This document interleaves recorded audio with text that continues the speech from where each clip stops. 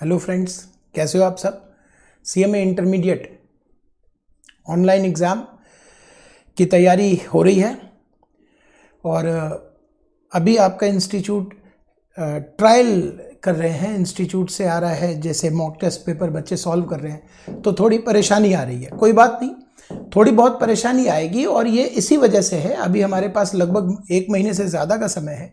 Institute यही देखना चाह रहा है कि प्रॉब्लम क्या आ सकती है। आपके नेट का स्पीड कितना होना चाहिए, आप किस हिसाब से मोबाइल पे एक्सेस कैसे करोगे। अब मोबाइल पे टाइपिंग की स्पीड क्या होनी चाहिए वो तो थोड़ा मुश्किल है। कंप्यूटर पे आप अच्छे से टाइप कर सकते हो। टाइपिंग के लिए देखो, इंस्टीट्यूट समझता है, ऐसा नहीं आपके इंस्टीट्यूट बात को नहीं समझ पा रहे हैं। वो समझ रहे हैं कि बच्चे ने कोई बहुत ज़्यादा स्पीड तो स्किल है नहीं टाइपिंग की, तो कैसे करेंगे वो टाइपिंग। शॉर्ट नोट्स, जैसा आपने देखा भी है मॉक टेस्ट में, शॉर्ट नोट्स यूज किया हुआ है। अभी वो पैटर्न सेट कर रहे हैं, अभी आप इसको फाइनलाइज नहीं समझो। अभी आपका मॉक टेस्ट जो आप इंस्टीट्यूट के साइट पर जाकर ट्राई कर रहे हो, वो आप ट्राई करते रहो। दिन में एक बार, ये दिन भर लगे हुए वाला काम मत करो। मैं पहले भी कह रहा हूँ, दिन में एक बार आपको कोई नोटिफिकेशंस के लिए देख लेना है। और एक कोई भी टेस्ट पेपर 3 घंटे का है तो 3 घंटे आप एक निकालो और 3 घंटे में आप ट्राई करो, देखो क्या होता है। मैं तो कहूँगा कि अभी 2-4 दिन रुक जाओ, हफ्ते भर रुक जाओ। 1 हफ्ते के बाद स्टेबिलिटी आ जाएगी, इंस्टीट्यूट को समझ आएगा कि कहाँ दिक्कत आ रही है, नहीं दिक्कत आ रही है। ये आपके इंस्टीट्यूट को अभी डिसाइड करने दो। अब ये आपकी जो समस्या है, जैसे आप स्टूडेंट्स, अभी बात हुई मेरी, तो बातचीत के दरमियान पता चला स्टूडेंट्स जब आप एक से दूसरे उस पे जाते हो तो वो काउंटिंग टाइमर चलता रहता है, और टाइमर उसी बीच में, मतलब 3 घंटे का टाइमर भी चल रहा है, आपका दूसरा क्वेश्चन उसमें आने में टाइम लगा रहा है, तो क्या वो टाइम हमें एक्स्ट्रा मिलेगा, नहीं मिलेगा, ये सब अभी इंस्टीट्यूट देख रहा है, वो ट्रायल कर रहा है। तो आप प्लीज़ इन चक्करों में ना पड़े, परेशान ना हो। आप अपनी तैयारी करें, हफ्ते भर कुछ भी ना करें इंस्टीट्यूट और ये ऑनलाइन को लेकर, आप अपनी तैयारी कंटिन्यू रखें। अब एमसीक्यू का महत्व आप समझ सकते हैं ऑनलाइन में क्या होगा, इसलिए आपके इंस्टीट्यूट के साइट से ये मैंने डाउनलोड किया है और हम आज ये प्रैक्टिस करेंगे। ये है एमसीक्यू, लगभग नहीं, एग्जैक्टली 230 एमसीक्यू हैं इसमें। 230 ऑब्जेक्टिव क्वेश्चन है, 230 ऑब्जेक्टिव क्वेश्चन है, 19 मैचिंग है और 100 ट्रू फॉल्स है और 159 फिलिंग द ब्लैंक है। ये तो बहुत अच्छी तैयारी हो जाएगी, लेकिन इसका प्रयोग कैसे करना है, इसका उपयोग कैसे करना है, इस पर ध्यान दीजिएगा। पहली चीज कि अगर मैं 1.5 घंटे लगाऊंगा या 2 घंटे लगाऊंगा तो ये पूरा एक साथ हम डिस्कस कर सकते हैं, लेकिन उससे आपका फायदा नहीं होगा, नुकसान होगा। इसलिए इसे हमें एक बार में नहीं करना है, इसे हमें एक बार में नहीं करना है, हड़बड़ा के नहीं करना है, आराम से इसका फायदा उठाना है। किस प्रकार से हम फायदा उठाएंगे, आज जैसे मैं 20-25 क्वेश्चन के राउंड अबाउट, लगभग एक टाइम ड्यूरेशन के अकॉर्डिंग मैं इसको कंप्लीट कराऊंगा। अब आपको क्या करना है, ये 20-25 जिस भी चैप्टर से बिलोंग करते हैं, जो भी क्वेश्चन बिलोंग करता है, उस क्वेश्चन को आप अपने स्टडी में ढूंढो। आपने जिस भी टीचर से पढ़ाई की है, आपने सेल्फ स्टडी किया है, जैसे भी पढ़ा है, जो भी नोट्स आपके पास हैं, उस नोट्स में इस उत्तर को ढूंढना है। ये तो वो होगा जो आज मैं कराऊंगा। आज मैं कराऊंगा, उसके बाद आपको 20 क्वेश्चन का टारगेट लेना है। 20-22 क्वेश्चन, 25 क्वेश्चन का टारगेट रखना है, उससे ज़्यादा नहीं, थोड़ा थोड़ा करके। अब ये 20-22 क्वेश्चन आपको मेरे अगले वीडियो को देखने से पहले, मेरा अगला वीडियो कल आ जाए, परसों आ जाए, उससे फर्क नहीं पड़ता, आप देखोगे तब जब आप उस 20-25 क्वेश्चन को अपने अकॉर्डिंग पेंसिल से प्रिंट आउट ले लिया तो पेंसिल से, अदरवाइज कहीं भी कॉपी में नोट करके अपने अकॉर्डिंग उत्तर कंप्लीट करके लाओगे। यहां इस बात का ध्यान रखना कि यह जरूरी नहीं है कि जो उत्तर यहां दिया हुआ है वही, उसी में से कोई तुम्हारा आंसर आए। तुम्हारा आंसर कोई अलग भी आ सकता है। तुम अपने आंसर पर बताना कि मेरा सर ये आंसर आया, अपने आंसर पर टिके रहना, क्योंकि ये जो क्वेश्चन उठाए हुए हैं इंस्टीट्यूट ने तुम्हारे, ये क्वेश्चन हैं अब तक के जितने भी एग्जाम हुए हैं, 2012 सिलेबस वाला, 2016 सिलेबस वाला, वो सारे उन्होंने एक साथ इकट्ठा कर लिया। तो प्रॉब्लम यह है कि 2012 सिलेबस वाले जो क्वेश्चन एज सच उन्होंने उठाए, जिसको उनको मॉडिफाई करना चाहिए था और मॉडिफाई उन्होंने नहीं किया, उस क्वेश्चन के उत्तर या तो गलत होंगे या तो उत्तर इसमें होंगे ही नहीं। मेरी बात समझ रहे हैं आप? ऐसे कुछ क्वेश्चन आपको दिखेंगे। आज भी मैं 2-3 क्वेश्चन निकालूंगा इसमें जिसमें उत्तर गलत है, या यूं कहें कि गलती नहीं की गई है किसी के द्वारा, जिन्होंने भी इस क्वेश्चन को तैयार किया है उन्होंने क्वेश्चन को कंपाइल किया है। बस अब हमें उस क्वेश्चन में एक मॉडिफिकेशन भी करना चाहिए था। यह ह्यूमन एरर माना जा सकता है कि बाय मिस्टेक रह गया, इसलिए इसके आंसर में भी कुछ कमी आएगी।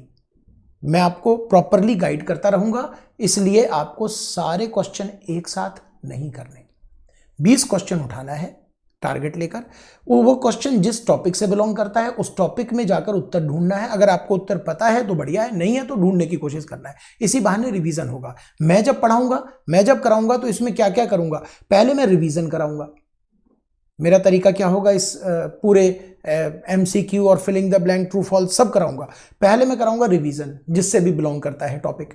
उस रिवीजन के साथ साथ मैं ये भी बताऊंगा कि क्वेश्चन में और क्या लिखा जा सकता था, क्वेश्चन और मुश्किल क्या हो सकता था और किस प्रकार से आप इसको सॉल्व कर सकते थे। तो आप एक पेन और कॉपी रखेंगे और नंबर डालेंगे 1 2 3 4।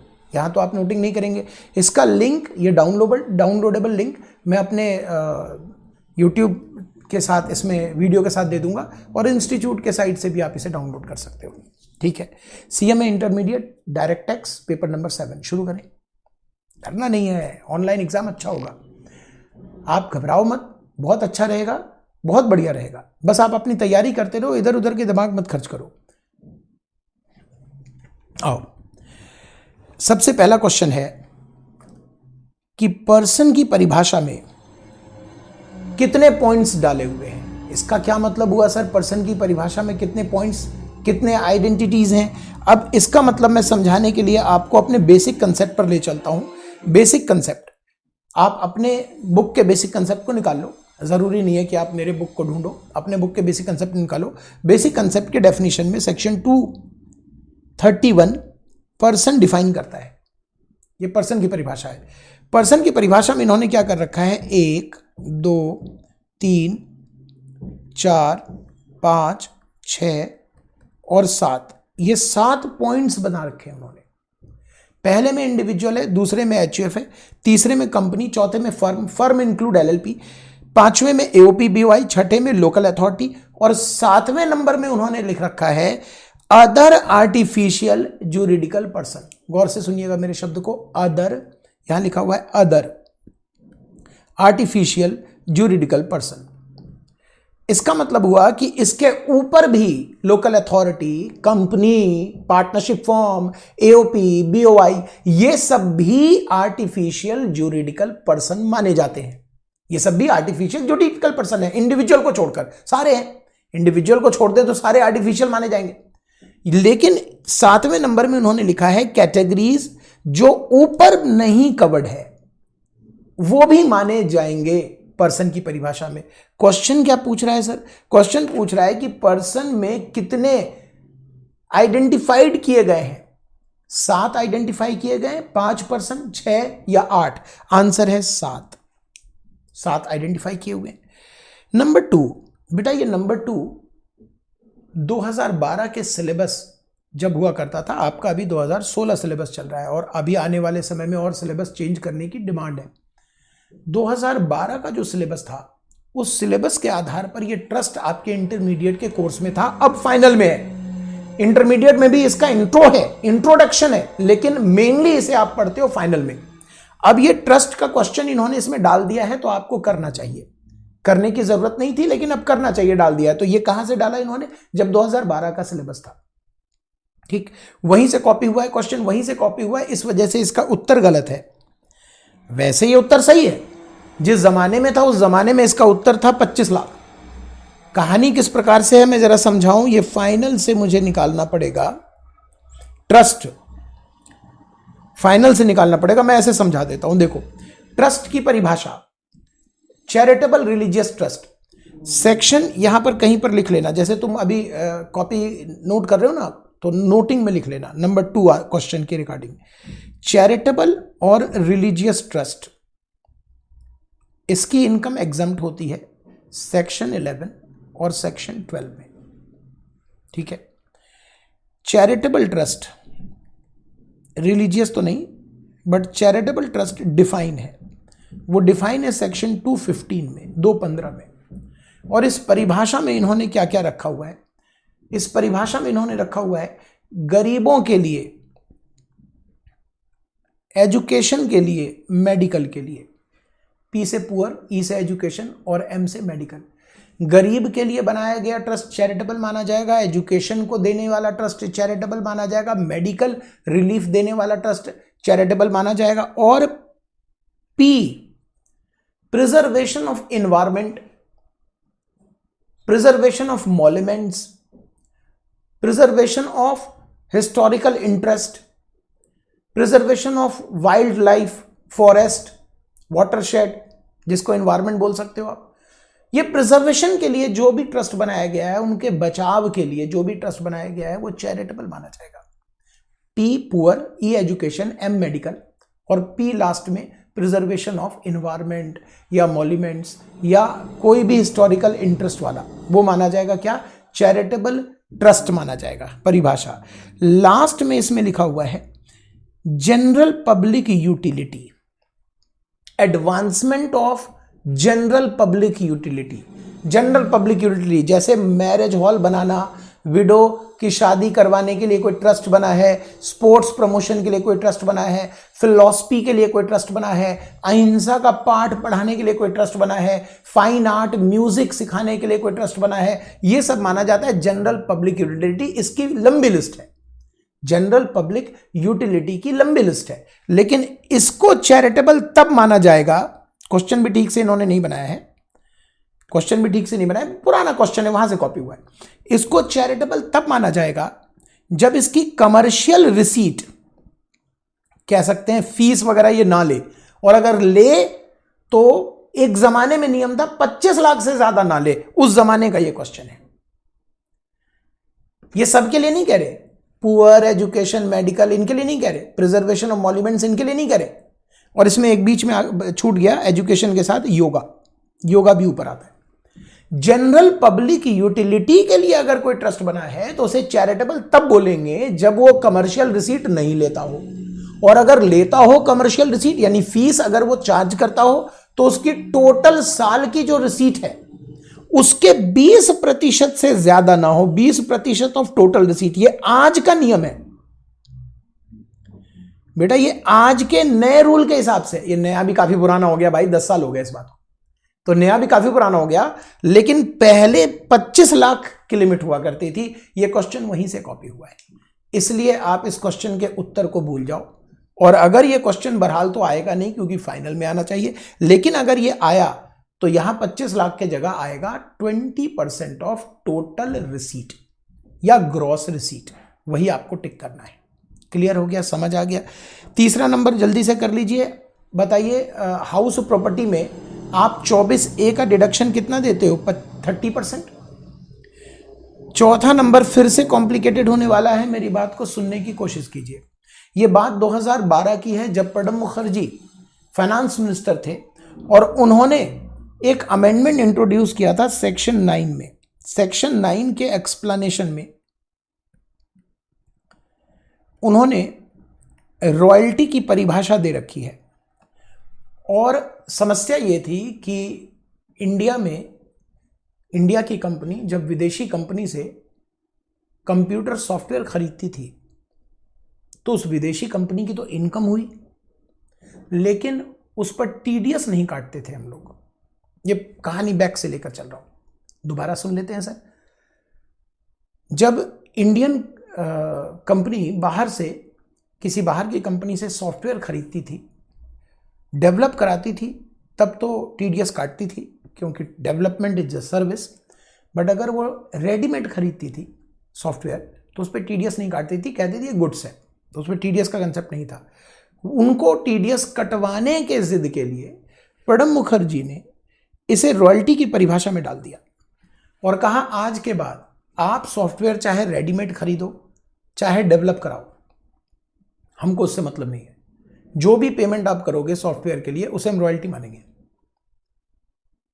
अमेंडमेंट के पहले जब आप कोई सॉफ्टवेयर खरीदते थे तो उसे आप कंप्यूटर का सामान मानकर कंप्यूटर के ब्लॉक में ले जाकर कंप्यूटर वाले रेट से डेप्रिसिएशन चार्ज करते थे। 60% हुआ करता था उस जमाने में कंप्यूटर पे डेप्रिसिएशन, अब तो 40 है।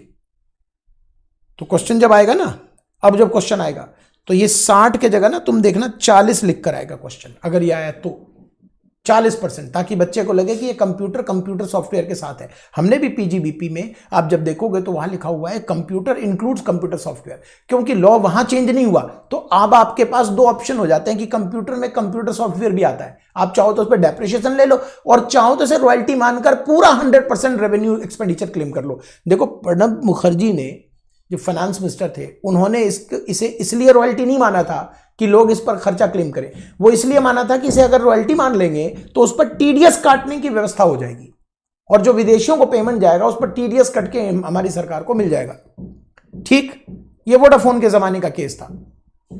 वोडाफोन का केस तो अब रेलिवेंट ही नहीं है, वो तो कब का खत्म हो गया। ये तो बेकार की बातें हैं कि वोडाफोन का कोई केस हम उसको स्टडी करें। आप में से किसी बच्चे ने मुझे मैसेज किया था कि सर आप एक वोडाफोन का केस कराना। अच्छा, तुम लोग मैसेज बड़ा जबरदस्त कर देते हो, क्योंकि नंबर है तो मैसेज मार देते हो। अब मैसेज हमारे ये दोनों नंबर हमारे स्टाफ मेंटेन करता है, मेरे पास तो आता नहीं है। फोन अगर मैं रखूंगा तो अपना जीवन ही नहीं जी पाऊंगा, तो फोन तो हम रखते नहीं बेटा। लेकिन शाम में 1 घंटे के लिए हम स्टूडेंट सेशन रखते हैं, अपने जो स्टूडेंट्स जिनको हमने पढ़ाया उनके लिए सेशन रखते हैं। उसी दरमियान हमारे पास आपके भी कुछ कमेंट्स आ जाते हैं कि सर ये यूट्यूब पे कुछ कमेंट्स हैं जो ज़रूरी है, आप देख लीजिए। वो कह रहे हैं कि आपको ये केस कराना चाहिए। ये केस तो वोडाफोन का बेटा बहुत पुराना केस, वो खत्म हो गया। उस केस को ओवररूल कर दिया, सुप्रीम कोर्ट का केस था। सुप्रीम कोर्ट ने वोडाफोन के फेवर में डिसीजन दिया था, उस डिसीजन को ओवररूल किया प्रणब मुखर्जी ने 2012 में रेट्रोस्पेक्टिव अमेंडमेंट डाल के। अब उस केस को आप अगर पढ़ रहे हैं तो टाइम खराब कर रहे हैं और कुछ भी नहीं कर रहे। तो इसलिए आप मुझे मत प्रेरित करें ये सब करवाने के लिए। मैं समझता हूं कि आपके लिए क्या जरूरी है और क्या जरूरी नहीं है, यही मेरा काम है। और मैं अपना काम बिल्कुल निष्पक्ष होकर शुद्ध मन से करता हूं। मुझे मालूम है कि स्टूडेंट को क्या जरूरत है वही देना है, स्टूडेंट को क्या अच्छा लगता है वो नहीं देना है। आपके अच्छा लगने के लिए हम थोड़ी बैठे हैं, हम कोई फिल्म एक्टर थोड़ी बैठे हैं कि आपको एंटरटेन कर रहे हैं। आप कभी भी इस दिशा में मत मूव करना कि ये आदमी तो बड़ा अच्छा लग रहा है। ऐसे अच्छा लगने वाला आदमी नहीं चाहिए आपको, आपको वो चाहिए जो आपको सही ज्ञान दे सके। आप हमें टीचर समझो भाई, एक्टर टीचर समझोगे ना मेरे दोस्त। हाँ, तो टीचर ही रहने दो। और मैं अपना कार्य बहुत शुद्ध मन से करता हूं, बहुत अच्छे से करता हूं। और आप सब भी यूट्यूब में मैंने देखा है कि बहुत अच्छे कमेंट्स और अच्छे ही सब मानते हैं, सब बढ़िया ही मानते हैं। इसके लिए बहुत बहुत शुक्रिया आप सबका। 1-2 डिसलाइक आ जाता है, मुझे समझ भी नहीं आता क्यों आता है वो, तो क्योंकि मैंने तो कुछ ऐसा किया भी नहीं कि डिसलाइक हो, कभी कुछ गलत हो तभी तो। लेकिन ठीक है, वो बच्चों की अपनी इच्छा है, अपनी श्रद्धा है, श्रद्धांजलि है, खुशी है, सब स्वीकार है। आप जैसा भी करें, बस आपका काम अच्छा होना चाहिए, आपकी पढ़ाई अच्छी होनी चाहिए, आपका रिजल्ट अच्छा होना चाहिए। बेटा हम लोग तो, हम और हमारे जैसे और भी टीचर, हम सब तो यहीं बैठे हैं पढ़ाने के लिए। सभी टीचर अच्छा पढ़ाते हैं, सब अच्छा काम करते हैं। आप बस मैनिपुलेट मत करो टीचर को कि ये ऐसा होना चाहिए, वैसा होना चाहिए, ऐसा कुछ नहीं होना चाहिए। जो जेन्युइन है वही मैं पढ़ा रहा हूं, जो जरूरी है वही पढ़ा रहा हूं। आज आके लेकर आया ना आपके लिए एमसीक्यू, अब देखना इस सीरीज में कितना फायदा होगा। क्यों? क्योंकि इसके साथ हम रिवीजन कर रहे हैं। तो वापस आऊं मैं इस पॉइंट पे। अब बेटा सुनो, ये वोडाफोन का मामला था ना, इसलिए मेरे दिमाग में आ गया। वो एक बच्चे ने मुझे मैसेज करके व्हाट्सएप किया, फिर वहां से मेरे पास आया था, तो मैंने कहा चलो डिस्कस कर दूं। सुनो बेटा, तो ये उस जमाने में 2012 में प्रणब मुखर्जी ने इस रॉयल्टी से ट्रीट करवाया, वो इसलिए ताकि टीडीएस हम काट सके। लेकिन अब हुआ ये कि जब आप इसे रॉयल्टी मान रहे हो, आप अगर कोई सॉफ्टवेयर खरीदते हो, चाहे वो रेडीमेड हो या डेवलप कराते हो, अगर आप उसे रॉयल्टी मानते हो, अगर आप उसे रॉयल्टी मानते हो तो टीडीएस तो कटेगा, आपके पेमेंट पे टीडीएस कटेगा। आप जब उसका पेमेंट करोगे तो टीडीएस आपको काटना पड़ेगा। लेकिन दूसरी तरफ अगर ये रॉयल्टी है तो इसे खर्चे के रूप में P&L में डेबिट भी किया जा सकता है। तो सही उत्तर क्या होगा बेटा? 100% रेवेन्यू एक्सपेंडिचर। चलिए, किसी किसी में ज्यादा समय लगेगा। बताइए, सुपर सीनियर सिटीजन जो रेजिडेंट है 80 साल के, उसकी लिमिट क्या है? 5 लाख। ध्यान रखिएगा, यहां पर एग्जाम में अगर एनआर दे देगा 80 साल तो वहां पर आपका MEL, बेसिक एग्जम्पशन लिमिट बोलो या मैक्सिमम एग्जम्पशन लिमिट बोलो, वो 2.5 लाख हो जाएगा। तो इस बात का प्लीज ध्यान रखिएगा। ठीक, नेक्स्ट, ये क्वेश्चन 6ठा नंबर, यहां पर आपको ध्यान रखना है कि रिफंड के डिले पर जो ब्याज डिपार्टमेंट देता है वो किस सेक्शन में देता है? इसमें आपको जो टैक्स का रिफंड आता है उस पर जो ब्याज सरकार देगी वो किस सेक्शन में देगी? 244A में कहाँ पढ़ा था सर हमने ये एडवांस टैक्स के साथ जो हम टैक्स रेट पढ़ रहे थे, वैसे ये है भी फाइनल में, लेकिन फिर भी है ये फाइनल में आपके इंटरमीडिएट में 234A B और C है, लेकिन ये वो ब्याज है जो SSC सरकार को देता है और 244A वो ब्याज है जो सरकार SSC को देता है कि एक्सेस TDS आ गया, एक्सेस सेल्फ असेसमेंट टैक्स जमा करा दिया, एक्सेस आपका टैक्स जमा हो गया तो रिफंड आएगा, रिफंड पर ब्याज भी आएगा। ये आपने पढ़ा था बेटा असेसमेंट प्रोसीजर के साथ ITR के बाद वाले चैप्टर में आपको पढ़ाया था, और बाकी बच्चों ने जहां भी जैसे भी पढ़ा होगा। तो 143(1) क्या होता है, मैं क्या कहता था 143(1) क्या है, ऊपर ऊपर से वो चेक करते हैं, प्राइमरी बेसिस पर चेक करते हैं ऊपर ऊपर से। तो उसमें क्या चेकिंग होती है, अर्थमेटिकल एरर। वैसे आपको बता दूं कि आपके एग्जाम में जब ये अब आएगा तो वो ऑप्शन में क्या देगा, वो देगा अर्थमेटिकल एरर, मैं थोड़ा शॉर्टकट लिख रहा हूं टाइम बचाने के लिए, अर्थमेटिकल एरर एंड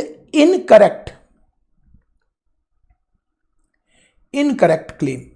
तो ध्यान रखना, अगर ऐसा आया तो आपको ये वाला टिक करना है। अगर वो आएगा A arithmetical error, B arithmetical error and incorrect claim, तो आपको ये दोनों टिक करना पड़ेगा, क्योंकि इसमें अर्थमेटिकल एरर भी ठीक किया जाता है और इनकरेक्ट क्लेम भी ठीक किया जाता है। लेकिन B C D में जो लिखा है ऐसा कुछ नहीं होता। बताओ बेटा, जब आपको हम लास्ट में आपके सिलेबस का अंत मिसलेनियस टॉपिक से कर रहे थे, वहां पर जब असेसमेंट प्रोसीजर चल रहा था तो मैंने इसका क्या नाम लिखवाया है, आप चेक करना, उसका नाम लिखवाया है NOD, नोटिस ऑफ डिमांड। तो हो सकता है एग्जाम में इस नाम से आ जाए, नोटिस ऑफ डिमांड। तो लिख लो मेरे साथ, notice of demand. Tax demand, जब भी डिपार्टमेंट आपसे कुछ भी लेगा, चाहे वो टैक्स, ध्यान रखना कि एग्जाम में कुछ और भी आ सकता है, जरूरी नहीं है इसमें टैक्स लिया जाए, इसमें टैक्स भी लिया जा सकता है, इसमें ब्याज भी लिया जा सकता है, इसमें पेनल्टी भी ली जा सकती है और इसमें फाइन भी लिया जा सकता है। तो काइंडली नोट दैट, ये आप नोट करें कि 156 सेक्शन को हम कहते हैं notice of demand, NOD, notice of demand. Notice of demand tax के रिगार्डिंग भी हो सकता है, ब्याज के रिगार्डिंग भी हो सकता है, पेनल्टी के रिगार्डिंग भी हो सकता है और फाइन के रिगार्डिंग भी हो सकता है। मेरा कहना है कि क्वेश्चन तो यही आएगा, बट आंसर के चुनाव में हो सकता है वो परिवर्तन करके दे दे। तो आप ध्यान रखेंगे, इसे टैक्स डिमांड भी कह सकते हैं, नोटिस ऑफ डिमांड भी कह सकते हैं। कोई भी पैसा अगर डिपार्टमेंट आपसे मांगेगा ना, तो वो डिमांड नोटिस से ही भेजा जाता है। ये 156 होता है, 156। TDS चैप्टर जब आप पढ़ रहे थे तो आपको बताया गया था कि अगर TDS रिटर्न या TCS रिटर्न जमा करने वाले ने उस रिटर्न में कुछ गलत इंफॉर्मेशन भर दिया है, गलत जानकारी भर दी है, तो बहुत ज्यादा समस्या किसको आती है, जिसका TDS कटता है वो बेचारा रिफंड लेने के लिए परेशान रहता है। क्योंकि TDS क्लेम कैसे ले, उस आपने नाम ही गलत छाप दिया, इसमें आपने पैन नंबर ही गलत दे दिया, कुछ भी गलत आप करते हो तो आपकी पेनल्टी लगने की गुंजाइश है। अगर किसी ने TDS रिटर्न या TCS रिटर्न में गलती कर दी, कुछ गलत भर दिया, तो पेनल्टी लगने की गुंजाइश है। वो पेनल्टी कितना लगता है, 1 लाख रुपए। लेकिन TDS TCS अमाउंट से ज्यादा नहीं। मान लीजिए TDS का अमाउंट ही 40,000 है तो 40,000 ही लगेगा, 1 लाख नहीं लगेगा। तो आपको टिक करना है A point. Threshold limit equalisation levy जब हमारे देश में आया था, जब ये 2012 के सिलेबस से उठाया गया है, आज ये फाइनल में है। आप अपने स्टडी मैट में देखोगे मिलेगा भी नहीं, आज ये फाइनल में है, paper number 16, equalisation levy. Equalisation levy क्या होता है, जिसको आप घबराओ नहीं, आपको तो मैंने पढ़ा रखा, भले ही फाइनल है, लेकिन आपको अभी निकालो, मेरे साथ पॉज करके निकाल लो PGBP के नोट्स, सेक्शन 40B निकाल लो, 40A निकाल लो। 40A में आपको मैंने गूगल टैक्स का नाम, इक्वलाइजेशन लेवी का नाम दे रखा है कि अगर आपने नहीं काटा 6% तो आपका यह खर्चा डिसअलाउड हो जाएगा। वहां पर मैंने बताया था आपको, वैसे ही फाइनल का सिलेबस है, वैसे ही कि 1 लाख रुपए से ज्यादा का पेमेंट अगर कोई करता है, ऑनलाइन एडवर्टाइजमेंट का पेमेंट किसी नॉन रेजिडेंट को, तो उनको इक्वलाइजेशन लेवी के नाम से 6% काटना पड़ता है टैक्स और सरकार को जमा कराना पड़ता है। अगर उसने ऐसा नहीं किया, जैसे मान लीजिए फेसबुक में मैंने ऐड किया और 1.5 लाख रुपए का पेमेंट किया फेसबुक को, तो मुझे 1.5 लाख रुपए पे 6% काटना पड़ेगा इक्वलाइजेशन लेवी और सरकार को जमा कराना पड़ेगा। अगर मैंने ऐसा नहीं किया तो मुझे यह एडवर्टाइजमेंट का खर्चा अलाउड नहीं होगा। ठीक, फाइनल का है, इंटर में नहीं आएगा। ये 2012 के सिलेबस से कॉपी हुआ जब आया था उस समय के लिए। तो इसलिए ये इस तरह से आ रहा है, आप चिंता ना करो। सरचार्ज, ये बिल्कुल ठीक है। सरचार्ज फॉरेन कंपनी का सरचार्ज 10 करोड़ के अगर ऊपर चला जाए तो रेट बदल जाता है, 10 करोड़ के नीचे है तो क्या लगेगा, 2%। ठीक। आईसीडीएस किसके लिए बनाया गया है? सबसे पहले नंबर पर मैंने यही लिखवाया कि आईसीडीएस यानी कौन सी इनकम को वो कंप्यूट कराता है, इनकम कंप्यूटेशन एंड डिस्क्लोजर। वो कौन सी इनकम को कंप्यूट कराता है? पीजीबीपी और अदर सोर्सेस। सिर्फ इसी 2 इनकम के लिए ये बनाया गया है। New plant machinery acquire and put to use by SSC engaged in transmission of power is eligible for additional depreciation at the rate. बताइए एडिशनल डेप्रिसिएशन का क्या रेट है? एडिशनल डेप्रिसिएशन का क्या रेट है? 20%। यही तो रेट है बेटा एडिशनल डेप्रिसिएशन का। ठीक है, एडिशनल। अब इसमें क्वेश्चन कैसा आ सकता है एग्जाम में? वो डेट डाल देंगे पुट टू यूज का, और तुम्हें देखना पड़ेगा कि अगर बिलो 180 डेज है तो आप 20 के जगह क्या क्लेम टिक करोगे? 10% टिक करोगे। इसके साथ और क्वेश्चन कैसे बना सकते हैं? हो सकता है वो ओल्ड प्लांट मशीनरी डाल दें शब्द में, ओल्ड प्लांट मशीनरी, और फिर इसके उत्तर में एक उत्तर होगा नन ऑफ एबव या नील, तो आपको नील टिक करना पड़ेगा क्योंकि ओल्ड प्लांट मशीनरी पर एडिशनल नहीं मिलता। हो सकता है क्वेश्चन ऐसा आ जाए कि न्यू प्लांट मशीनरी हो बट ऑफिस यूज के लिए आ जाए। हो सकता है न्यू प्लांट मशीनरी हो, फैक्ट्री यूज हो, लेकिन फैक्ट्री यूज ना हो, मतलब मैन्युफैक्चरिंग के जगह ट्रेडिंग कंपनी के लिए आ जाए, तो एडिशनल डेप्शन 0 मिलेगा। आपको ध्यान रखना पड़ेगा एडिशनल डेप्शन में क्वेश्चन कई प्रकार के बनाए जा सकते हैं। हो सकता है कि नया प्लांट मशीनरी खरीदा गया है, कहां बताइए? 4 राज्य में, 4 राज्य के नोटिफाइड बैकवर्ड एरिया में, ध्यान आया, और वहां पर एडिशनल डेप्रिसिएशन का रेट अलग है। तो आपको देखना पड़ेगा, एडिशनल डेप्शन पर अच्छी तैयारी करके जानी पड़ेगी, उसमें एमसीक्यू अच्छे बनाए जा सकते हैं। Maximum exemption limit voluntary retirement की क्या है? बताइए, सैलरी चैप्टर से उठाइए। 5 लाख रुपए रिट्रेंचमेंट का भी मैक्सिमम है और वीआरएस का भी मैक्सिमम है। मैक्सिमम 5 लाख है। इंडिविजुअल कैन क्लेम डिडक्शन, ये बहुत अच्छा मुझे क्वेश्चन लगा,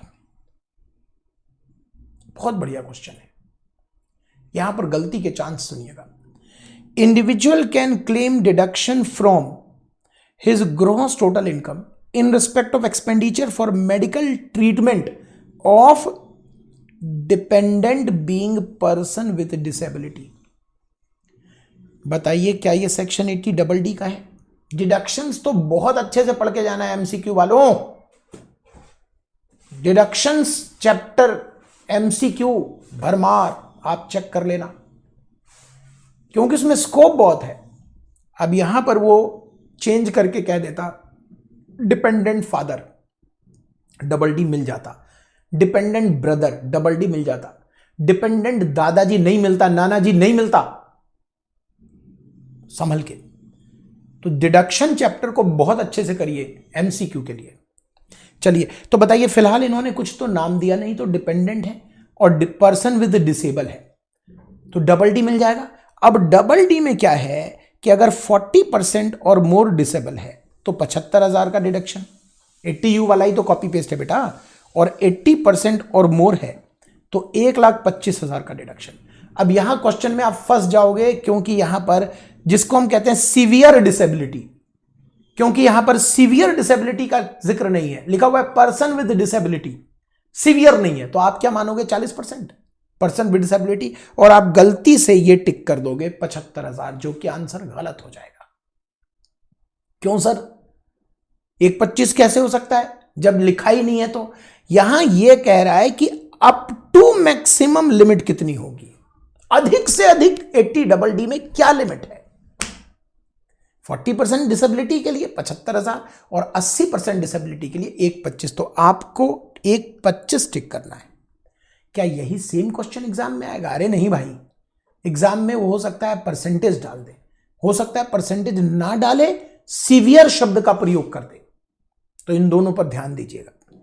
16 नंबर क्वेश्चन कभी किसी जमाने में आया था जब एक कोर्ट का जजमेंट आया था, और उस जमाने में क्वेश्चन आया था, वहीं से ये कॉपी हुआ। उसके बैकग्राउंड को लेकर चलता हूं।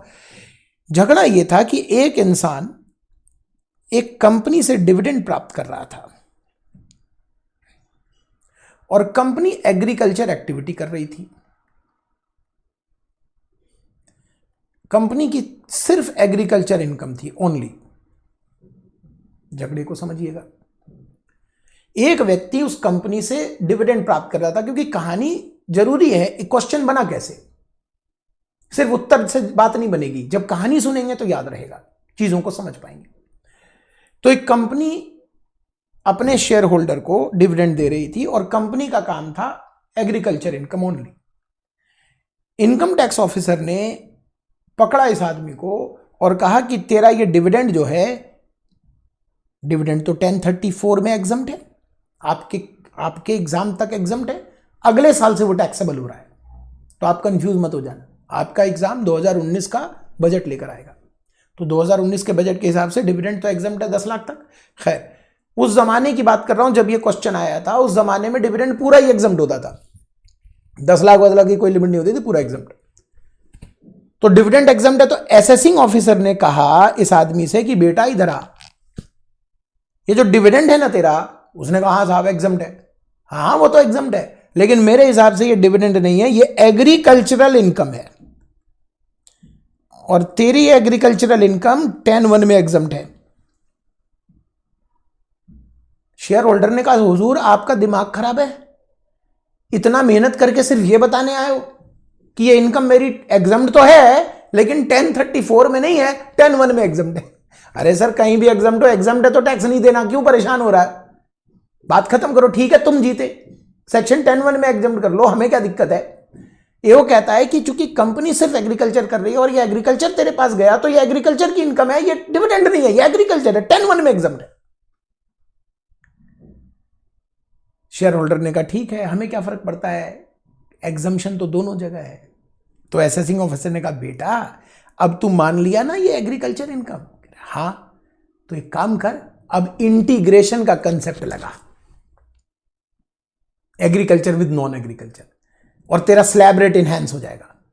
तब इस आदमी ने कहा भाई साहब ये तो हद हो गई, तो गलत बात है, और तब मामला कोर्ट में गया, और कोर्ट में लड़ाई झगड़े के पश्चात यह निष्कर्ष निकला, जज ने यह फैसला सुनाया कि असेसिंग ऑफिसर, कंपनी और शेयर होल्डर डिफरेंट एंटिटी है, इसलिए कंपनी जो कमा रही है वही नेचर शेयर होल्डर की इनकम नहीं हो सकती। शेयर होल्डर का ये डिविडेंड ही है, ये एग्रीकल्चर नहीं है। अब बताओ यहां पर अगर ऑप्शन में डिविडेंड होता तो तुम डिविडेंड टिक करते, अभी क्या टिक करोगे, नन ऑफ एबव, क्योंकि डिविडेंड जो मिल रहा है वो क्या बनेगा, डिविडेंड बनेगा। ठीक है बेटा। 17 number question, short term capital gain not covered under 111A। देखो एग्जामिनर ऑब्जेक्टिव क्वेश्चन में तुमको कैसे फंसाता है, समझो इस बात को। अगर तुमने एग्जामिनर के विचार समझ लिए तो तुम गलती कभी नहीं करोगे। एग्जामिनर के विचार को समझो। एग्जामिनर कहता है कि मैं दिखाऊंगा ये वाला दाव और खेलूंगा दूसरा दाव, तुम्हें उसने 111A दिखा दिया। अब बच्चा जब रीड करेगा तो नोट पर ज्यादा वजन अगर ना दे पाया, नोट पर ध्यान नहीं दे पाया, तो उसने कहा 111A वाला शॉर्ट टर्म कैपिटल गेन, हाँ 15% टैक्सेबल है, गए। चाहता तो एग्जामिनर सिंपल पूछ सकता था कि भाई short term capital gain on building, short term capital gain on other assets पर क्या टैक्स रेट है। वो कह रहा नहीं, जो 111 में नहीं कवर्ड है। अब कहीं आपने अगर नहीं को ठीक से नहीं पढ़ा तो ये वाला टिक कर देंगे। होना क्या चाहिए, ये वाला टिक क्या होना चाहिए, सी, नॉर्मल रेट से स्लैब रेट से टैक्सेबल होगा। ठीक है। 18 नंबर, इसे आप कहां पाओगे, आईटीआर के साथ। आप आईटीआर चैप्टर में जाओ। आईटीआर चैप्टर में आपने पढ़ा था कि कुछ ऐसे लॉस हैं, पीजीबीपी, कैपिटल गेन, ओएमआरएच। इन लॉस को अगर आप कैरी फॉरवर्ड करना चाहते हो, you must file return within due date. You must file return within due date. और यहां कह रहा है हाउस प्रॉपर्टी का अगर लॉस है और आप उसे कैरी फॉरवर्ड करना चाहते हो, तो कौन सा उत्तर सही है। कैरी फॉरवर्ड तभी हो पाएगा जब return within due date file करेंगे। नहीं, जरूरी नहीं है, आप return after due date file करोगे तो भी ये कैरी फॉरवर्ड हो जाएगा। ठीक है। यहां लिखा हुआ है इवन रिटर्न नहीं फाइल करोगे तो भी हो जाएगा। अब मैं समझाता हूं ये क्वेश्चन कहां से कॉपी हुआ है। ये क्वेश्चन कॉपी हुआ उस जमाने में आया था जब एक हाई कोर्ट का जजमेंट गया। क्वेश्चन ये था उनके सामने कि हाउस प्रॉपर्टी का लॉस, माना कि हाउस प्रॉपर्टी का लॉस सेक्शन 139(3) में नहीं शामिल है। 139(3) हम डिस्कस कर रहे हैं। माना कि 139(3) में नहीं लिखा है हाउस प्रॉपर्टी का लॉस, लेकिन क्या एक आदमी रिटर्न ही ना फाइल करे? ये जो लॉस आपको दिख रहा है पीजीबीपी, कैपिटल गेन, ओएमआरएच, ये return within due date file करोगे तभी लॉस कैरी फॉरवर्ड होगा। लेकिन हाउस प्रॉपर्टी का loss after due date return file करोगे तो भी कैरी फॉरवर्ड हो जाएगा। एक बंदे ने रिटर्न ही नहीं फाइल किया, तो क्या उसके लिए रिटर्न फाइल करना जरूरी था? तो कोर्ट का जजमेंट था कि देखो रिटर्न तो फाइल करना पड़ेगा, नहीं तो पता कैसे चलेगा डिपार्टमेंट को कि आपका लॉस है। उसके लिए ये दो आंसर आए कि रिटर्न भी ना फाइल करूं तो, और return file after due date करूं तो। कौन सा सही है? Return file after due date करना पड़ेगा। अब मैं समझा देता हूं इसको। मोस्ट इंपॉर्टेंट मार्क करना इस क्वेश्चन को नहीं, 139(3) को 10 बार रटना, क्योंकि इससे एमसीक्यू बनेगा ही बनेगा। ये नहीं बनेगा, यही क्वेश्चन नहीं बनेगा, कुछ और भी बन सकता है, क्योंकि उसमें स्कोप बहुत है। 139(3) में एमसीक्यू का जबरदस्त स्कोप है। अनएब्सॉर्ब्ड ऑप्शन कैरी फॉरवर्ड करना है तो क्या return within due date file करना है? नहीं। ब्रॉड फॉरवर्ड पीजीबीपी लॉस जो return within due date file हुआ था और कैरी फॉरवर्ड होकर आया, इस साल अगर रिटर्न लेट फाइल करेंगे तो क्या वो कैरी फॉरवर्ड होगा? यस। 139(3) अच्छे से रट लो बेटा, बहुत जरूरी है। ठीक। एनआर फर्म के लिए देखिए कितना बेवकूफ बना रहे हैं। फिर से वही दिखाने के दांत और खाने के दांत। अगर बच्चा फर्म ना पढ़े, सिर्फ एनआर पढ़े, तो एनआर में अच्छे से रटा हुआ है कि एक एनआर इंडिविजुअल है तो उसको ना 2.5 लाख की लिमिट लगती है। अब बच्चा 2.5 लाख टिक करके आ जाएगा, जबकि वो कह रहा है एनआर फर्म। अरे भैया फर्म तो आर हो कि एनआर, उसके लिए कोई एग्जम्पशन लिमिट ही नहीं है। वो तो 1 रुपए से ही टैक्स देने को तैयार होगा। उसके लिए कोई एमईएल थोड़ी होता है, स्लैब थोड़ी लगता है। तो आंसर है नन ऑफ एबव। ध्यान रखना इस तरह के क्वेश्चन। अब देखो 194 दे दिया टीडीएस में, ये 194 दे दिया। टीडीएस में कोई भी आ सकता है। टीडीएस में एमसीक्यू तो राजा है। एमसीक्यू अगर आया क्वेश्चन एग्जाम के तो टीडीएस चैप्टर राजा है, राजा। टीडीएस चैप्टर फैला हुआ दिखेगा, दिखना चाहिए। अगर एग्जामिनर ने तुम्हें परेशान करने की सोच ली तो वो टीडीएस चैप्टर से कम 10 क्वेश्चन तैयार करेगा, कम से कम 10। देखो भाई, मेरे मुस्कुराने के पीछे ये थोड़ी है कि मैं बड़ा खुश हो रहा हूं। मैं ये कह रहा हूं कि तुम्हें मैं सावधान करने बैठा हूं। ऑनलाइन एग्जाम अच्छी अपॉर्चुनिटी है, आप इसे मिस ना करें। आप इसे नेगेटिव सेंस में ना देखें। आप ये देखें कि आप उस जमाने में जब पूरा विश्व महामारी से गुजर रहा है, आप तैयार हुए, आपने एग्जाम दिया और आपने एग्जाम क्रैक किया। इसे उपलब्धि नहीं कहेंगे कि आपके जीवन की? आपने, हमने, हमारे पिता, आपके पिता, दादा, परदादा, किसी ने भी इतनी बड़ी महामारी नहीं देखी। तो हम आज लड़ रहे हैं, और इस कठिन परिस्थिति में आप एग्जाम की तैयारी कर रहे हो, एग्जाम दे रहे हो और क्रैक करोगे, एग्जाम पास करोगे, तो ये आपके लाइफ की बहुत बड़ी उपलब्धि है। तो क्यों नहीं हम ये अटेम्प्ट करें? क्यों हम रोना शुरू कर दें? ऑनलाइन हो रहा है तो अब रोएंगे क्या? हो रहा है तो हो रहा है, सबके लिए हो रहा है। जो होगा वो सबके लिए है, उसमें आपको बेस्ट करना है। और अभी मैं इसलिए कह रहा हूं कि आज 21 अक्टूबर, अभी भी समय है। कम से कम अभी आपके पास, आपके हाथ में 50 दिन है। 50 दिन बोलोगे तो कम लगेगा, 1 महीना 10 दिन बोलोगे और भी कम लगेगा। लेकिन अगर तुम 50 दिन ना बोलो, 1 महीना 10 दिन मेरे पास है, ऐसा ना बोलो, बल्कि तुम ऐसा बोलो कि मेरे पास 750 घंटे हैं। बहुत होते हैं। 100 घंटे में तो एक पूरा पेपर रिवाइज हो जाएगा। 10-10 घंटे डेली पढ़ के देखो। पढ़ना 15 घंटे है डेली, 15 घंटे पढ़ना है। अब 15 घंटे कैसे पढ़ेंगे? अरे तुम YouTube से पीछा छुड़ाओगे तब तो पढ़ोगे। फेसबुक, यूट्यूब, मोबाइल, ये तो हटाओ। मैं तो खुद कह रहा हूं कि मैं सिर्फ जरूरत की चीजें देखो। अब मैंने ये एमसीक्यू रखा तो ये सीरीज देख लेना, पूरी सीरीज कराऊंगा, ये जरूर देख लेना, बहुत बेनिफिशियल होगा, बहुत फायदा होगा, क्योंकि मैं रिवीजन भी कराऊंगा और साथ में मैं ये भी बताऊंगा कि क्वेश्चन दूसरे भी आ सकते हैं कैसे, तो फायदा मिलेगा। इसके अलावा तुम अपनी तैयारी कर रहे हो और चाहिए क्या तुमको? तुम्हारी तैयारी बेस्ट है, बस ये सोचकर एग्जाम देना है, ठीक है। 20 नंबर तक पहुंच गए। मैं कह रहा था टीडीएस चैप्टर एमसीक्यू का राजा है, क्योंकि उसमें परसेंटेज है। एग्जाम में आएगा पेन फर्निश किया किसी ने तब क्या टीडीएस, नहीं फर्निश किया तब क्या टीडीएस, याद रखना। 192A में अगर पेन फर्निश नहीं किया तो 30% टीडीएस है, बड़ा इंपॉर्टेंट है बेटा। 192A में आरपीएफ वाला है, विद इन 5 ईयर विड्रॉल।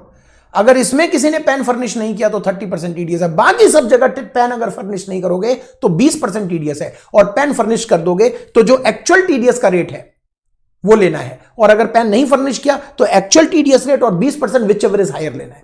लेकिन 192A में अगर पेन फर्निश नहीं किया तो 30% है, तो इसके भी चांस है आने के। ये तो उस जमाने का था जिस जमाने में ऐसा कुछ था नहीं, अभी 192 नया है तो इस पे चांस है। टीडीएस को जबरदस्त तरीके से रिवाइज करना है, ठीक है बेटा। ध्यान रखना, मैं जो जो बोल रहा हूं वो बहुत जरूरी सोच समझ के बोल रहा हूं, प्लान्ड वे में बोल रहा हूं, तो इसको आपको सिंसियरिटी से लेना है, सीरियस नहीं होना है, सिंसियर होना है। पता सीरियस हो गया तुम। हाँ, तो इस पर क्या है सर? इस पर 10% का रेट है। ये बेकार क्वेश्चन है, क्योंकि 194 में अभी टीडीएस कोई काटता नहीं, क्योंकि टीडीएस 194 में डिविडेंड तो एग्जम्प्ट ही है सारा। एक डिविडेंड टैक्सेबल है 222E, बाकी तो सारा एग्जम्प्ट है। सॉरी, अब तो ई भी एग्जम्प्ट हो गया, क्योंकि उस पर सीडीटी बहुत हैवी आ गया, तो ई भी एग्जम्प्ट हो गया। तो आज की डेट में, माफ करना, आज की डेट मतलब सिर्फ तुम्हारे एग्जाम तक, अगले साल बदल जाएगा मामला। तुम्हारे एग्जाम तक टीडीएस पर 194 सेक्शन में टीडीएस है ही नहीं। क्यों नहीं है? क्योंकि डिविडेंड टैक्सेबल ही नहीं है। तो तुम्हारे एग्जाम तक डिविडेंड टैक्सेबल नहीं है, इसलिए 194 कारगर नहीं है, उपयोगी नहीं है। लेकिन रेट तो मेंशन है वहां पर 10%, हाँ वो मेंशन है, तो यहां पर आपको 10% टिक करना पड़ेगा अगर किसी ने पेन फर्निश किया तो, ठीक। 21 नंबर क्वेश्चन गलत है, हाँ उत्तर गलत है। कैपिटल गेन एलटीसीजी है बेटा 2,60,000। देखो उत्तर, मैंने कहा ना कि ये क्वेश्चन जो है कंपाइल्ड किया हुआ है, पहले आया हुआ क्वेश्चन, उस जमाने में ठीक था, बहुत पुराना हिसाब है, बट आज के जमाने में 2,60,000 अगर एलटीसीजी है और आप रेजिडेंट हो तो आपका टैक्स रेट क्या आएगा? आपकी टैक्स लायबिलिटी में बेसिक टैक्स में 2.5 लाख की छूट मिल जाएगी, आपको मैंने बता रखा है। नहीं तो आप टैक्स कैंप देख लो 1, उसमें टैक्स रेट का बहुत बढ़िया रिवीजन है। तो 2,60,000 माइनस 2.5 लाख, 10,000 रुपए पर 20%, 2,000 रुपए बेसिक है, 2,000 रुपए बेसिक है, और उसके बाद उस पे हेल्थ एजुकेशन सेस है। लेकिन मेरे दोस्त, सिंस ये रेजिडेंट है तो 87A आ जाएगा, और 87A में जो भी बेसिक टैक्स है वो एज सच लेस हो जाएगा, तो नील आएगा आंसर। तो ये आंसर होगा नन ऑफ एबव। तो आंसर तो सही दिया हुआ है, हाँ सही है, लेकिन ये आंसर गड़बड़ है, मैं बता दूंगा। इसका आंसर क्या लोगे? None of above, none of above लोगे। अब सुनो, एग्जाम में एक्सपेक्ट करना यहां एनआर, एग्जाम में एक्सपेक्ट करना यहां एनआर, और जब एनआर एक्सपेक्ट करोगे तो आंसर होगा 52,000 प्लस सेस, क्योंकि उनको एमईएल तो मिलता है 2.5 लाख का, लेकिन स्पेशल इनकम में एमईएल नहीं मिलता। एनआर को स्पेशल इनकम पे एमईएल नहीं मिलता। और आर का क्या कहानी है? आर की कहानी क्या है कि अगर आपकी नॉर्मल इनकम नहीं है तो आपका जो 2.5 लाख की लिमिट है ना, वो आप स्पेशल से ले सकते हो, लेकिन सिर्फ लॉन्ग टर्म और शॉर्ट टर्म वाले स्पेशल से, winning from race, crossword puzzles, black money, dividend, इन सब से नहीं, ठीक। तो ये क्वेश्चन उम्मीद करना एग्जाम में एनआर का आएगा। अगर एनआर का आया तो आंसर है सीधा 2,60,000 का 20%, तो 52 आएगा शायद, कितना आएगा, और 52 प्लस सेस, और रिबेट मिलेगा नहीं चूंकि एनआर है। तो एग्जाम में ध्यान रखना 21 नंबर में एनआर पर आना चाहिए क्वेश्चन। 22 नंबर क्वेश्चन कहता है कि एक आदमी लॉटरी से 50,000 जीतता है और खर्चा 5,000 होता है, टैक्सेबल इनकम बताओ भैया 50,000, क्योंकि हमारे लिए ये जो कटप्पा मामा है, मतलब मैं जैसे पढ़ाता हूँ क्लास में, ये जो हमारे 58.4 है, ये क्या कहता है कि आपको 1 रुपए का खर्चा हम winning from race, crossword puzzles, betting, gambling से नहीं घटाने देंगे, इसलिए जो भी कमाया वही आपकी इनकम मान ली जाएगी। ठीक बेटा। 23 नंबर क्वेश्चन का भी net salary after TDS 10,000 is 250। मतलब क्या हुआ कि 250 जो है ये सैलरी रिसीव्ड है। देखो बेटा टाइम लगाया ना मैंने, 23 क्वेश्चन में लगभग 40-50 मिनट लग गया, क्योंकि हम रिवीजन भी करेंगे और बाकी चीजें भी करेंगे और क्या क्या आ सकता है। इसीलिए मैं कह रहा हूं कि इसका फायदा उठाना। ये एमसीक्यू जो बहुत सारा इकट्ठा करके आपके इंस्टीट्यूट ने तैयार किया है, इसको धन्यवाद देना है इंस्टीट्यूट को कि बहुत अच्छा काम किया इन्होंने। बस थोड़ा मुझे मॉडिफाई करना है ना क्वेश्चन, वो मैं कर दूंगा। सारे एक साथ कंपाइल तो हो गए, बहुत सारे हैं, MCQ, true false, filling the blank, matching, बहुत कुछ मिल जाएगा तुम्हें करने को। लेकिन मेरे हिसाब से चलना, थोड़ा थोड़ा करना है। अगले जो मैं वीडियो तैयार करूंगा उससे पहले 20 तैयार कर लेना तुम, और बस अपनी पढ़ाई करते रहो, साइड में 20 तैयार करके अपनी पढ़ाई करते रहो। जैसे ही तुम्हारे पास नोटिफिकेशन आ जाएगा कि एक और वीडियो आया है तो उसको अब देखना और तब मैच कराना। इसी हिसाब से पूरा मैं करवाऊंगा, चिंता मत करो। तो सैलरी रिसीव्ड कितनी है? 2,50,000 रिसीव्ड सैलरी है, और टीडीएस कट चुका है 10,000 का। एक सैलरी क्लास में मैंने अपने सैलरी में ये क्वेश्चन एक कराया, आप सबने भी करा होगा, सभी टीचर कराते हैं, तो आपने भी जहां पढ़ा होगा वहां जरूर कराया होगा कि टीडीएस काट के 250 है, तो ग्रॉस सैलरी कितनी हुई? ग्रॉस सैलरी कितनी हो गई? ग्रॉस सैलरी होगी 260। इनकम कितनी हुई? 260।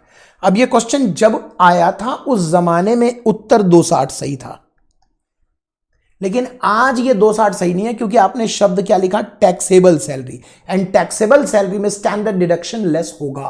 तो अब जब एग्जाम में ये क्वेश्चन आएगा तो यहां उत्तर में, उत्तर जो सही उत्तर आएगा, अभी तो सही उत्तर तुम नन ऑफ एबव टिक कर लो, बट जो सही उत्तर है वो है ग्रॉस सैलरी। अगर क्वेश्चन कहता है तो 260 इज करेक्ट आंसर, और अगर क्वेश्चन कहता है टैक्सेबल सैलरी, अगर क्वेश्चन कहता है ग्रॉस सैलरी तो 260 ठीक है। अगर क्वेश्चन कहता है टैक्सेबल सैलरी, अगर क्वेश्चन कहता है टैक्सेबल सैलरी तो 2,10,000 सही है, क्योंकि 50,000 का स्टैंडर्ड डिडक्शन मिल जाएगा। अब 24 नंबर से 50 नंबर तक तुम करना। कैसे करना मैंने बता दिया। आप जैसे क्वेश्चन पढ़ोगे तो उसके उत्तर को ढूंढना अपने स्टडी में, अपने नोट्स में, रिवीजन हो जाएगा। ठीक, और फिर मेरे वीडियो का इंतजार करना। इंतजार करने के लिए तुम्हें क्या यूट्यूब बार बार खोलना पड़ता है? क्यों? नोटिफिकेशन आएगा, दिख जाएगा कि हाँ एक वीडियो डला है, उसको देख ले। फिर ऐसे ही क्रमशः हम उसको आगे ग्रेजुअली कंप्लीट करेंगे। ठीक है, तो रिवीजन करते रहिए, पढ़ाई करते रहिए, खुश रहिए, स्वस्थ रहिए, और हमेशा ही अच्छा सोचिए। ओके।